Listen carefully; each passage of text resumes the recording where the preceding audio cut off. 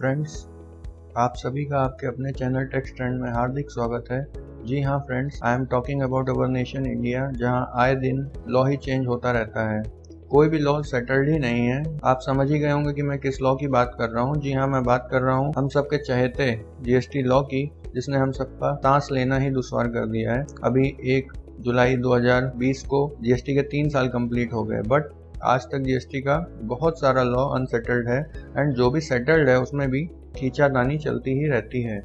यदि हाल ही की मैं बात करूं तो 24 जून 2020 को गवर्नमेंट को ऐसा फील हुआ कि जीएसटी रिटर्न्स की ड्यू डेट बढ़ाई जाए और लेट फीस भी चार्ज की जाए, but just after 6 days, that is 30 जून को गवर्नमेंट को ऐसा लगा कि टैक्स पेयर से हमें लेट फीस चार्ज नहीं करनी चाहिए, एंड या चार्ज भी करते हैं तो उसकी हम एक कैपिंग कर देते हैं। आज के इस वीडियो में उठेंगे कई सारे सीक्रेट से पर्दे कि कैसे गवर्नमेंट ने वेरियस नोटिफिकेशंस इशू करके, जो कि आप देख सकते हैं कि ढेर सारे नोटिफिकेशंस हैं, बड़ी ही चालाकी से टैक्स पेयर के साथ खिलवाड़ किया है और साथ ही साथ जीएसटी डे पे टैक्स पेयर को तोहफा देने का पाखंड किया है एंड रिटर्न गिफ्ट लेने की तैयारी भी कर ली है।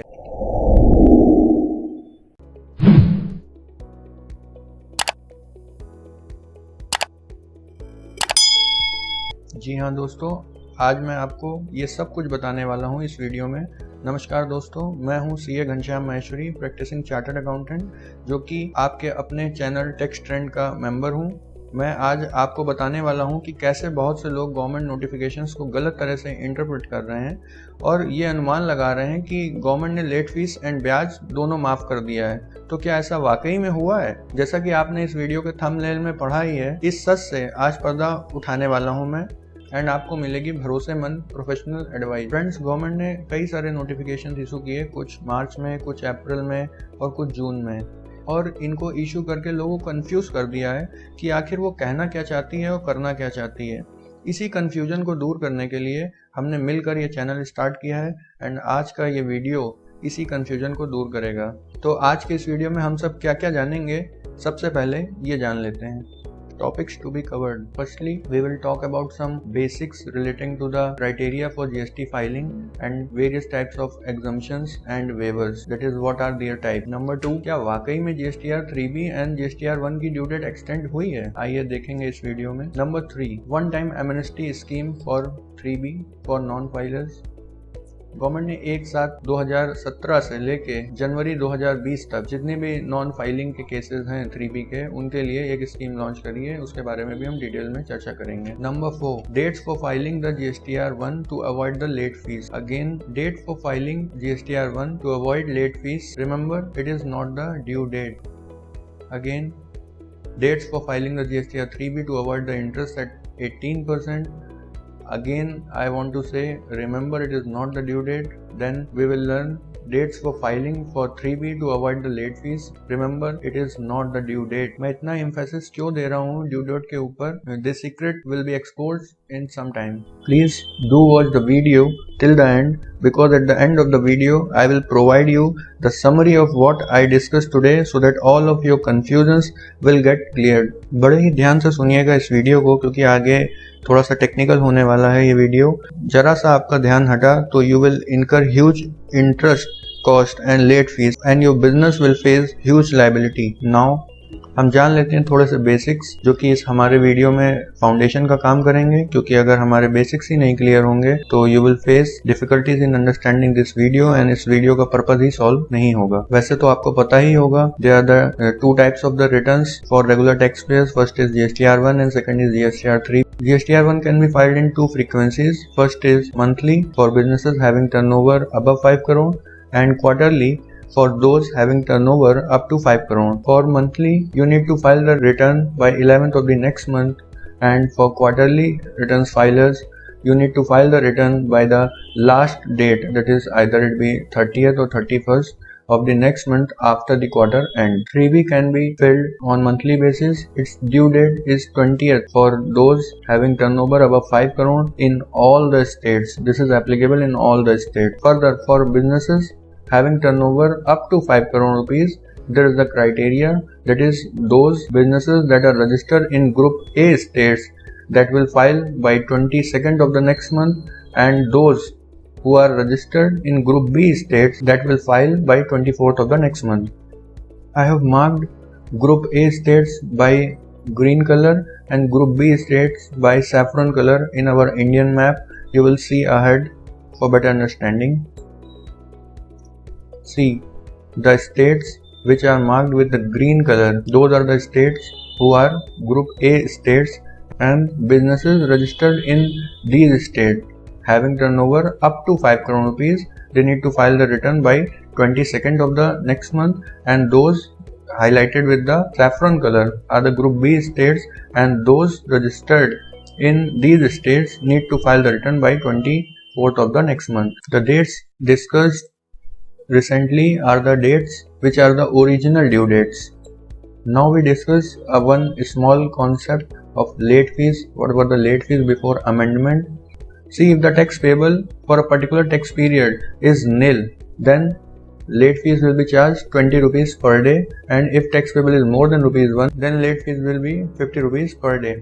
However, in both the cases, maximum late fees that can be charged is 10,000 rupees, and this is applicable both for GSTR 1 and GSTR 3B. We move ahead and learn one more small concept of exemptions and waivers.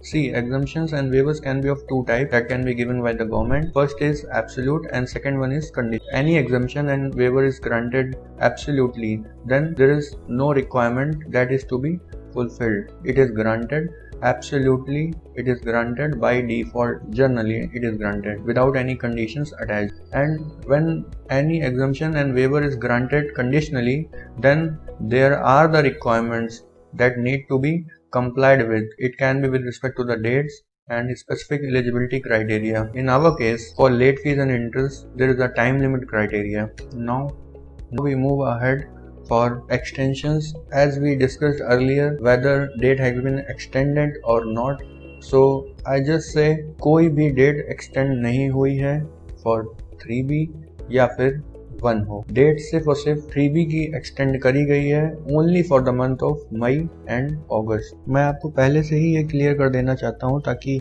कोई confusion ना रहे कि final picture जो है, सरकार ने ब्याज तो एब्सोल्युटली माफ़ कर दिया है या कम कर दिया है, एंड यदि वो डेट पास हो गई देन उस पर्टिकुलर डेट के बाद से जो ब्याज लगना चालू होगा that will be of higher rate and it will be with prospective effect, that is not from the back date. But in case of a late fees it is conditional. मैं आपको फिर बता रहा हूँ, it is the final picture. That is, यदि आप return particular date के बाद फाइल करते हैं तो लेट फीस माफ नहीं होगी, but if you are filing within that date which has been specified then late fees will not be charge. और या तो लेट फीस माफ हो जाएगी या कम लगेगी, बट यदि उसके बाद दाखिल करते हैं then it will be with retrospective effect, that is from the back date it will be charged. मैं एक बात और क्लियर कर देना चाहता हूँ, गवर्नमेंट ने पहले भी कुछ नोटिफिकेशन इशू किए थे जिसमें उन्होंने इंटरेस्ट को रेट्रोस्पेक्टिव इफेक्ट से चार्ज किया है और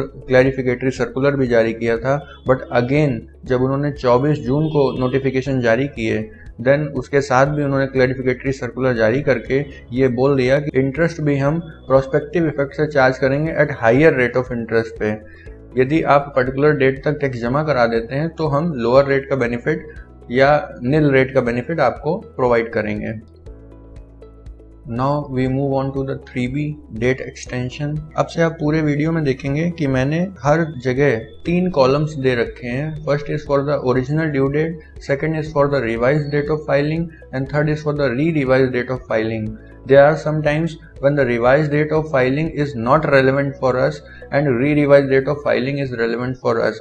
There are cases जहाँ पे revised date को दोबारा re-revise नहीं किया गया है but कुछ केसेस में री-रिवाइज कर दिया गया है. जहाँ कहीं पे भी आप देखेंगे कि रिवाइज डेट को मैंने क्रॉस नहीं किया है तो इसका मतलब है कि this is still relevant for us, and where मैंने क्रॉस करके रखा हुआ है तो इसका मतलब है कि हमें उस डेट को नहीं देखना है, हमारे लिए re-revise date of filing is relevant. साथ ही साथ मैंने सारी ही स्लाइड्स में जितने भी गवर्नमेंट ने नोटिफिकेशन इशू करके चेंजेस किए थे तो मैंने यहाँ रेफरेंस के लिए कोट किया हुआ है कि कौन सा नोटिफिकेशन नंबर है, सर्कुलर नंबर है एंड उसकी डेट क्या है.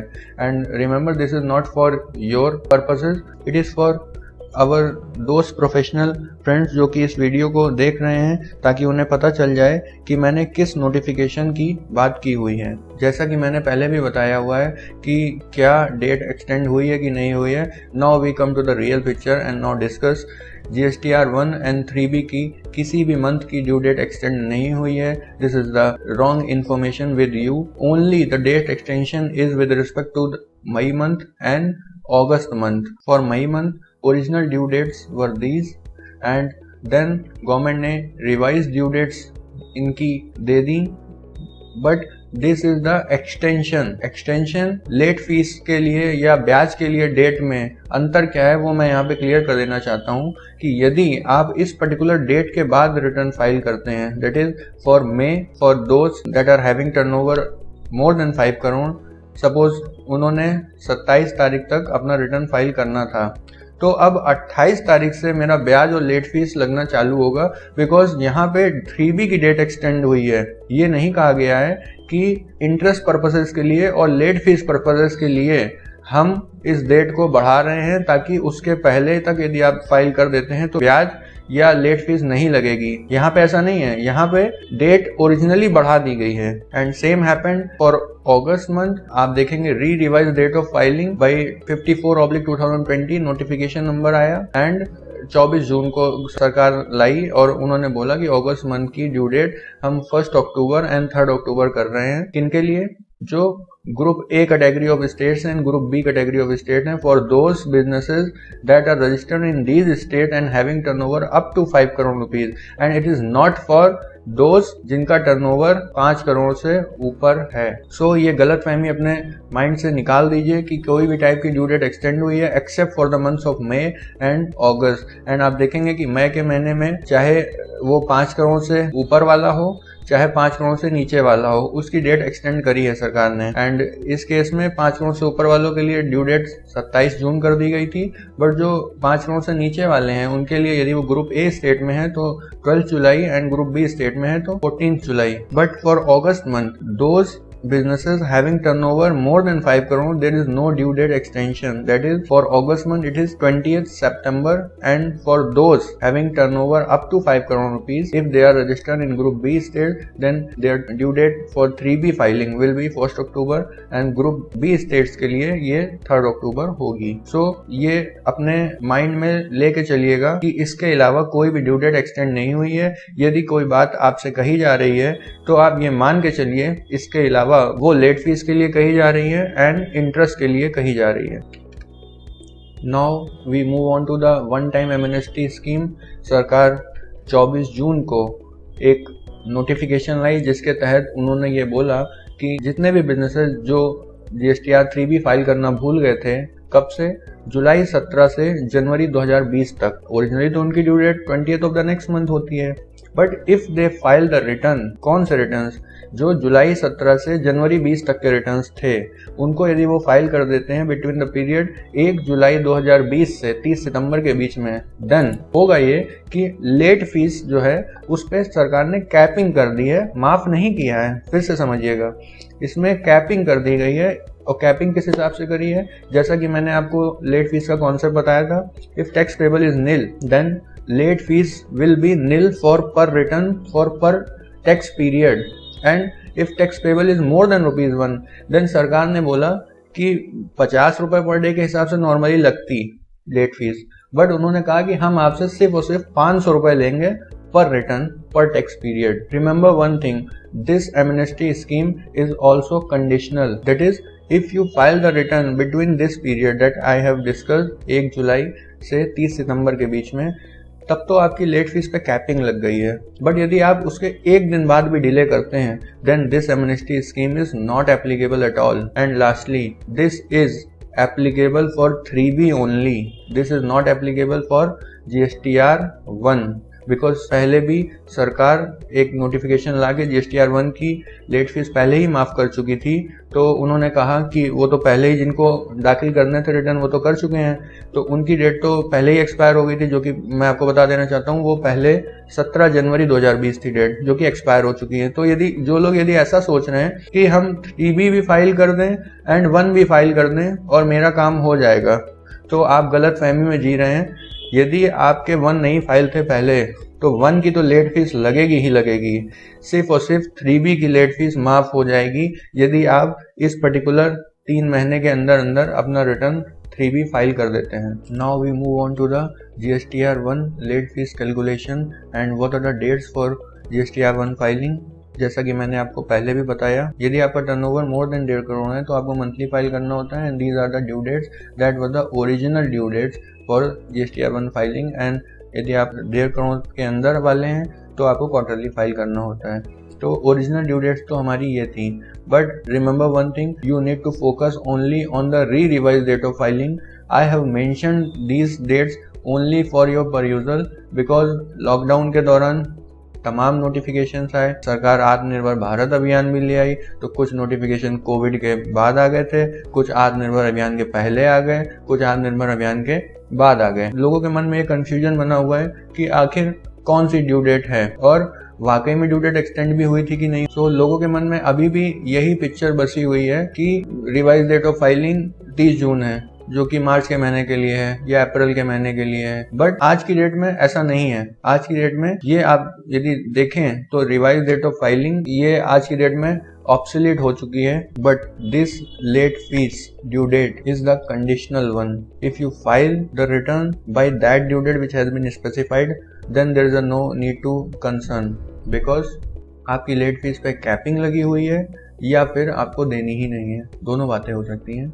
बट यदि आप फाइल करते हैं उसके एक दिन बाद भी तो क्या होगा, there will be the huge impact because late fees will be there. See, मैंने यहाँ पे कैलकुलेशन ऑलरेडी कर रखी है। If you file the return late and the late fees will be paid from for the month of February. Actual में इसकी तो date बढ़ाई नहीं गई थी बिकॉज ये कोविड के पहले ही हो गया था जब लॉकडाउन हुआ था, सो इसकी सरकार ने डेट नहीं बढ़ाई for those which are monthly filers, for those who are monthly filers. तो इस केस में हमें 12 तक तो फाइल ही करना था रिटर्न।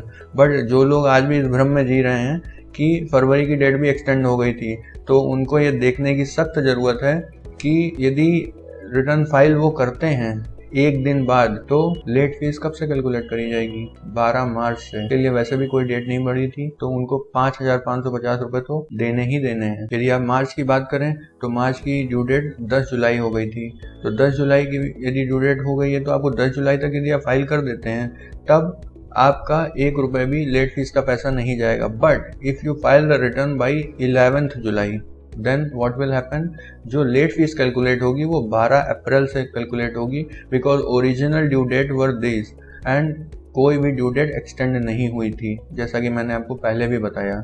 सो यहाँ पे आपको कितने रुपए खर्च करने पड़ जाएंगे, 4,550 रुपए। And similar in these cases also for quarterly भी हम देख सकते हैं कि जो हमारा मार्च क्वार्टर था उसकी ड्यू डेट सरकार ने रिवाइज कर दी, 17 जुलाई अनाउंस कर दी। तो 17 जुलाई तक यदि आप फाइल कर रहे हैं रिटर्न तब तो लेट फीस आपकी नहीं लगेगी। But if you file the return on 18 जुलाई, then what will happen, the late fees will be there and it will be calculated from 1 May because original due date were 30th April.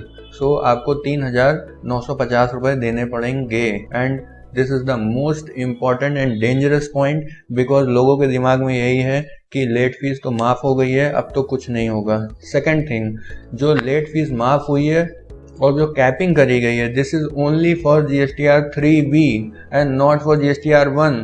So there will be huge liability if you delay by even a single day. So कई लोगों ने आपको सलाह दी होगी कि अब तो भैया लेट फीस लगेगी नहीं, आप रिटर्न आराम से फाइल करो। तो मेरी आपसे रिक्वेस्ट है, आप प्लीज़ उनकी सलाह को मत सुनिएगा और आप स्लीप मोड में न चले जाइएगा, क्योंकि यदि आप चले गए स्लीप मोड में तो आपके लिए बहुत प्रॉब्लम हो सकती है। Now we move on to the GSTR 3B interest calculation. पहले हम देखेंगे कि 5 करोड़ से जो जिनका टर्नओवर 5 करोड़ से ऊपर है उनके लिए क्या है, एंड देन जिनका टर्नओवर 5 करोड़ से नीचे है उनके लिए क्या है। एक चीज़ मैं क्लियर कर देना चाहता हूँ, जिनका टर्नओवर 5 करोड़ से ऊपर है जिन बिजनेसेस का, उनके लिए सरकार ने बोला कि हम आप 1 रुपये भी ब्याज का नहीं लेंगे, 0%। उसके लिए उन्होंने क्या कहा कि first 15 days after the due date. But जो टैक्स पेयर्स 5 करोड़ से ऊपर वाले हैं, जिनका टर्नओवर 5 करोड़ से ऊपर है, उनके लिए remember February, March and April, सिर्फ और सिर्फ दीज आर द 3 मंथ्स जिनके लिए उन्होंने बोला कि हम आपको रिड्यूस्ड रेट ऑफ इंटरेस्ट का बेनिफिट देंगे।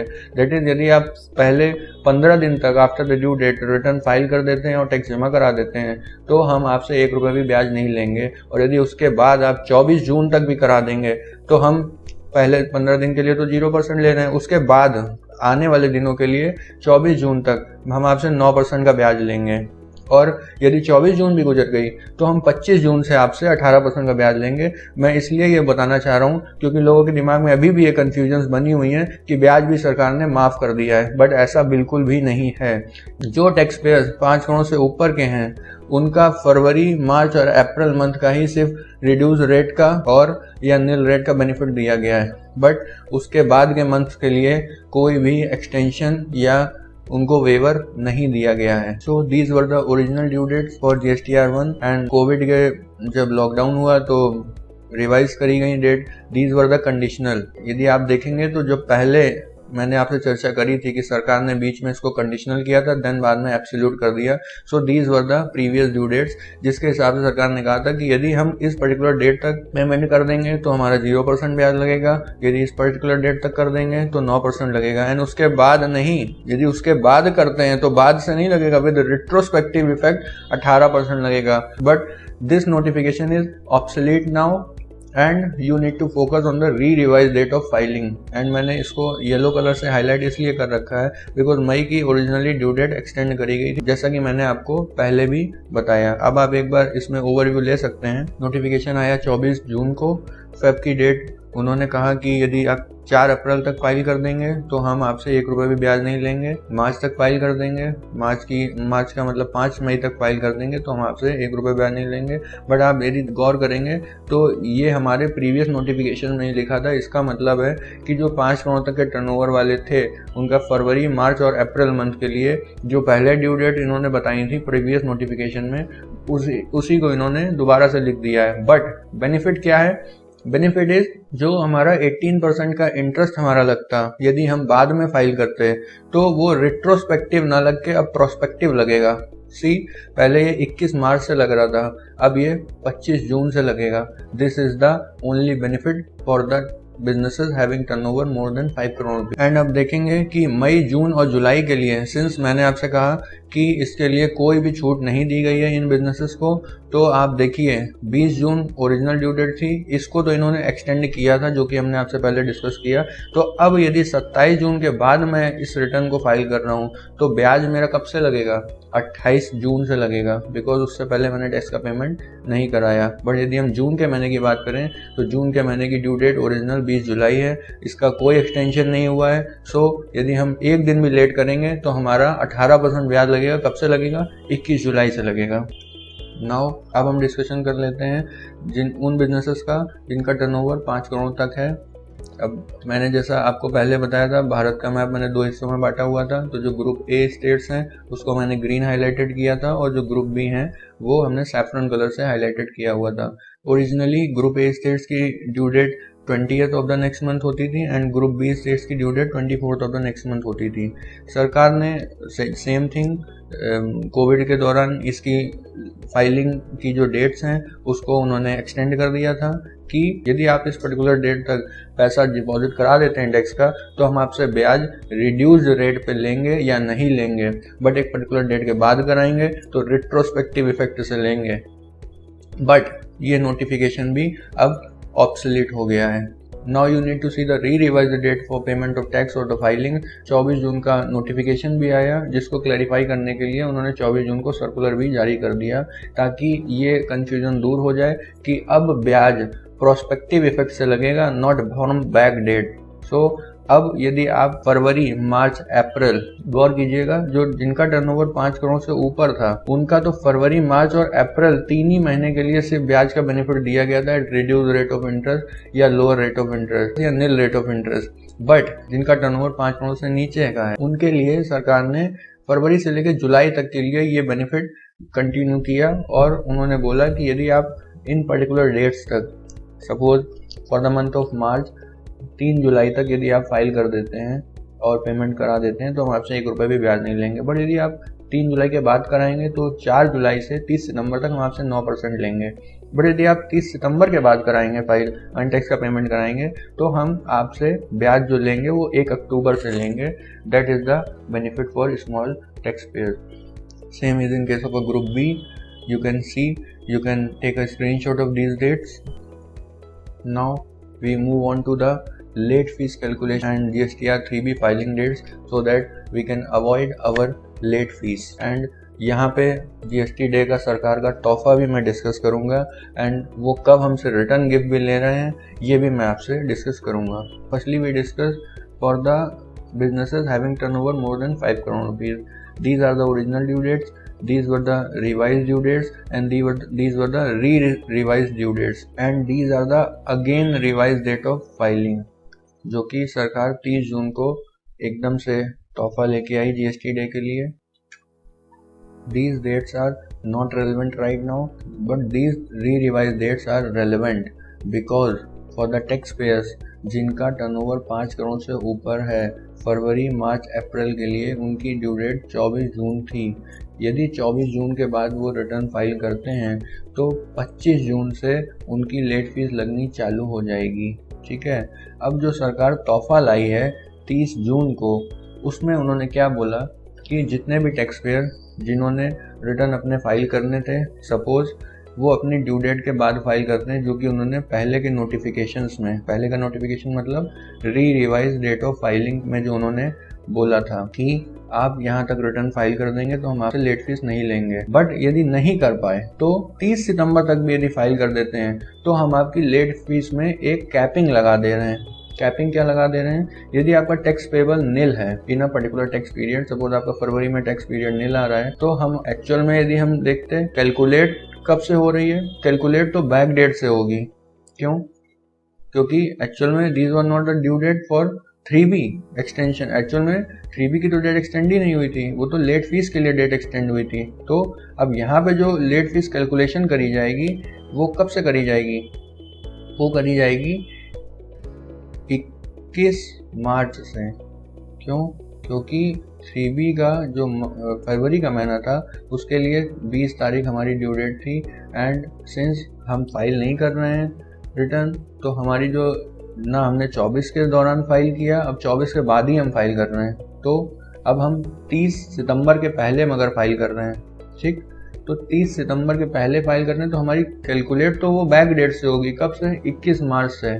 तो आएगी 3,880 रुपये। बट सरकार कह रही है कि भैया आपका तो टैक्स बनता ही नहीं था, तो चलो हम आपको पूरी छूट दे दे रहे हैं, 1 रुपये भी नहीं लेंगे। So you see this is the highlighted portion. यदि आपका टैक्स पेबल नील है तो maximum late fees will be 0। यदि आपका tax payable is more than ₹1, that is 1 रुपये भी आपका टैक्स यदि बनता है तो 500 रुपये हम आपसे मैक्सिमम लेंगे। ठीक है, सो this is the end gift क्या है? यदि आप एक्चुअल में तो मान लीजिए लेट फाइल करते हैं, 30 तारीख तक फाइल कर देते हैं, बट करते कब? 24 जून के बाद या 27 जून के बाद, तो उससे केस में क्या होगा? आपको 13,960 देने पड़ते हैं। बट अब जो 30 जून का नोटिफिकेशन आया है इसके बाद से आपको क्या देना है?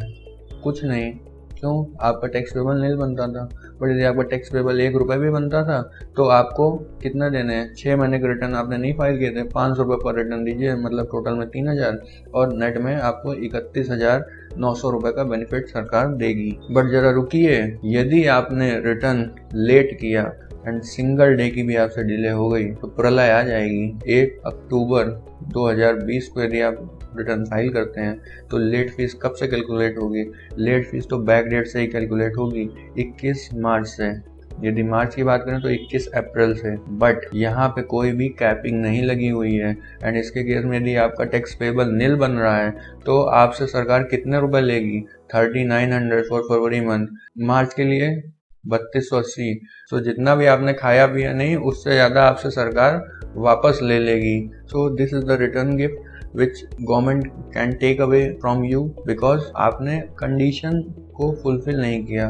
मैं फिर कह रहा हूँ कि इंटरेस्ट की जो डेट थी और जो लेट फीस की डेट थी दोनों कंडीशनल नहीं है, सिर्फ और सिर्फ लेट फीस की डेट कंडीशनल है।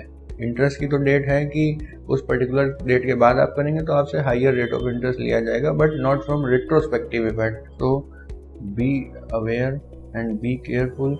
तो आपके यदि टैक्स पेबल 1 रुपये नहीं भी बन रहा है तो और यदि आप एक दिन का भी डिले करेंगे तो 14,000 रुपये आपकी जेब से सरकार तुरंत खींच लेगी। और यदि आपका 1 रुपये से भी ज़्यादा टैक्स बन रहा है तो आपको 35,200 रुपये देने पड़ेंगे यदि आप 1 अक्टूबर को रिटर्न अपना फाइल करेंगे। अब यदि आप देखें तो हमने गिफ्ट कितने का दिया था, 31,900 का, बट आपसे ले कितने रहे, ब्याज सहित मोटा मोटा मूल और सूद दोनों हमने ले लिए।